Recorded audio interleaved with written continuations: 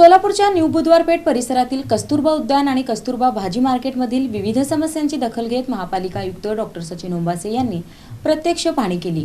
अस्वच्छता, बंद शौचालये आणि धोकादायक झाडांबाबत तातडीने कारवाईचे आदेश देण्यात आले।